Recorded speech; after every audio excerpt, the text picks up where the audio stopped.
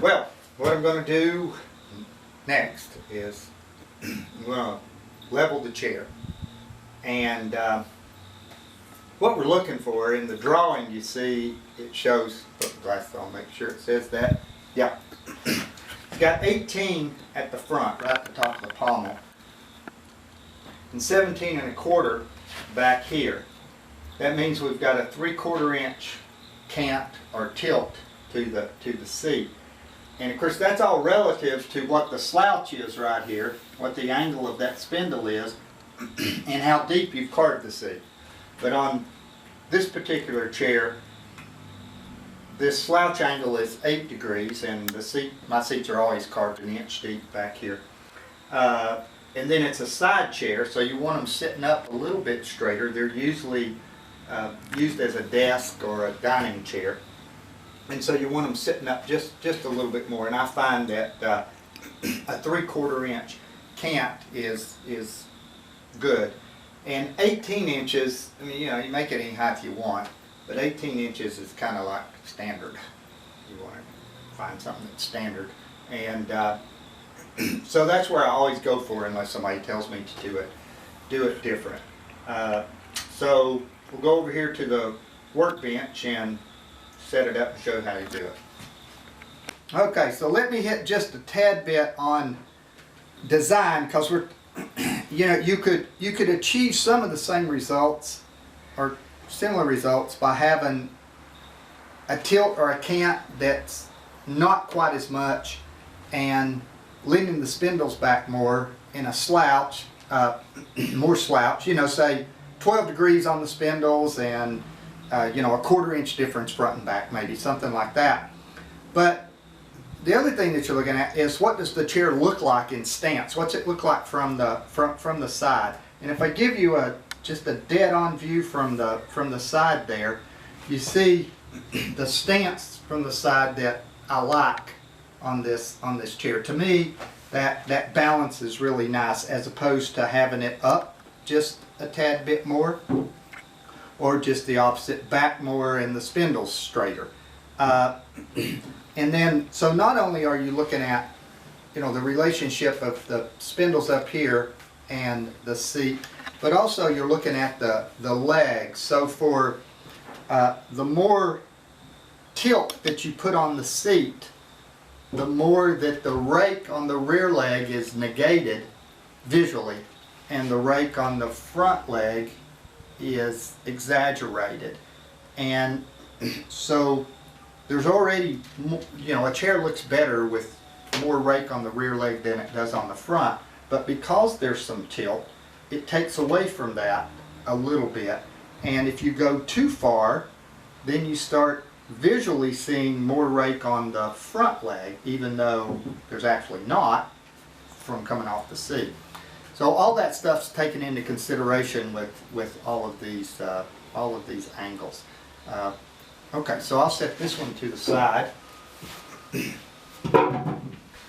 and pull out the one that I've been working on, get the dust off of it. And first off, we'll see what we have. So what I'm looking for, my goal here, is to get the chair even side to side, so the same measurement right over here, and a 3/4 inch tilt. So I don't care what the actual measurement is. That's all relative to what I'm looking for. A 3/4 inch tilt here or here is the same. I'm just looking for even here and a 3/4 inch tilt. So let's first look at it from side to side. And you want to hold the rule about as plumb as you can do it. You could do it with a square, it'd even be more accurate, but then I'd have to go over and get the square. So 18 and 9/16 heavy, and 18 and 9/16 heavy. Ooh, well, don't have to do much with that. So we could you know, right now the legs aren't sitting even on there. So if I did need, I don't need to do anything, but if I did need to do something, I would just lift up one side or the other according to what I was needing to level these. But since I lucked out and I'm even side to side, I don't have to do anything there. So now let's look here. I'm sitting at say 18 and 13/16 and 18 and 5/16. So that's only a ½ inch difference. 8/16. It's only a half inch difference. So I want another 1/4 inch there. So I want to raise these legs up 1/4 inch to get my 3/4 inch tilt. So I can take these pieces of plywood here that are close enough to 1/4 inch. And now let's just check it. Probably there, but let's just check it. So let's call that 19, and we still got 18 and 5/16. So we're a 1/16 shy of that. We're only at 11/16 instead of 12/16. But that's okay. I'll just take that. So that's fine. Now, so I've got it level side to side, and I've got a 3/4 inch difference front to back, or 11/16 difference front to back. And this is at 19. So this is my benchmark. I want 18 here. So you could take any type of a spacer to give you 1 inch. This little gizmo somebody sent me. It's a present, so I use it because it's easy. And I set it right at 1 inch.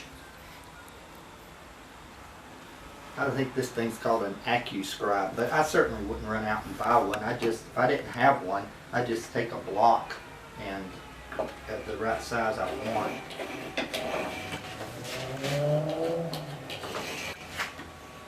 So we'll just scribe it here. And of course we're using the bench as the reference point. So the legs are automatically going to be cut to the level with the floor.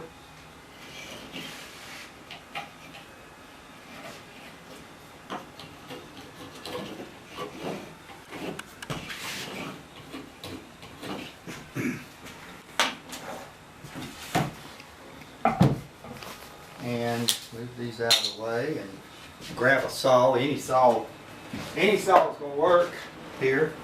Just let's see if I can do it. I'll do it right over here where you can see it. So I got one leg hanging over, and a little bit there. You want to get rid of those little guys.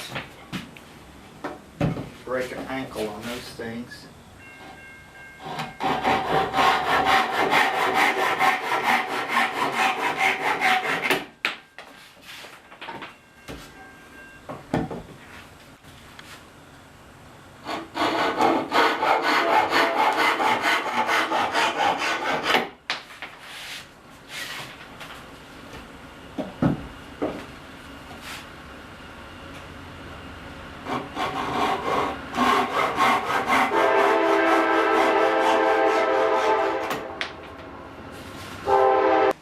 Okay, so I've got them cut off, and now I'll chamfer the bottoms pretty heavy here.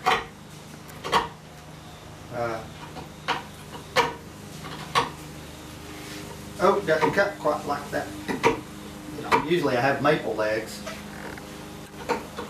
That open into that oak is always rough, just about no matter what you're doing.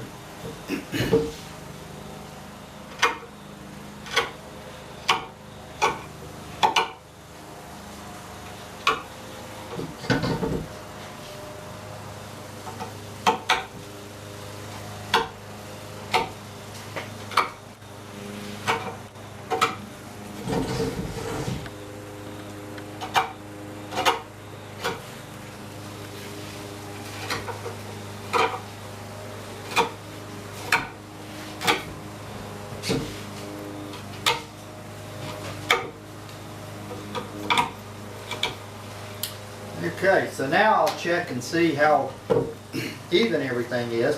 Now, my bench is old. It's probably 200 years old. But there is one kind of level spot on it, and it's right there. So I can see that there's no rock to it. So that's good, there's no rock. But one thing that the bench can do, because it's got about 1,000 layers of linseed oil on it, or some varnish stuff, it's all turned black. And I can just rub the chair right like that. I can flip it over, and I can see exactly where it's hitting on the bottoms of these feet. I can see that my sawing was not perfect. So I'm hitting there, I'm hitting on that edge there, and that edge there, and pretty much the whole thing there. So I got that one pretty good. You could probably leave it like that. No big deal, it'd eventually wear itself down. But if you want to make it perfect, or if you've got just a little, like a little small rock, and you can't fix it with the saw, it's too small, you can fix it this way. You can take this little block plane. I believe Carl Swinson showed me this trick. Pretty sure it's Carl. And get it level with my bench. Almost got it.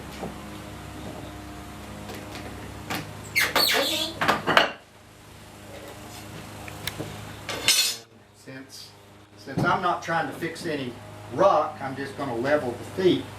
I'm going to give them all the same number of passes.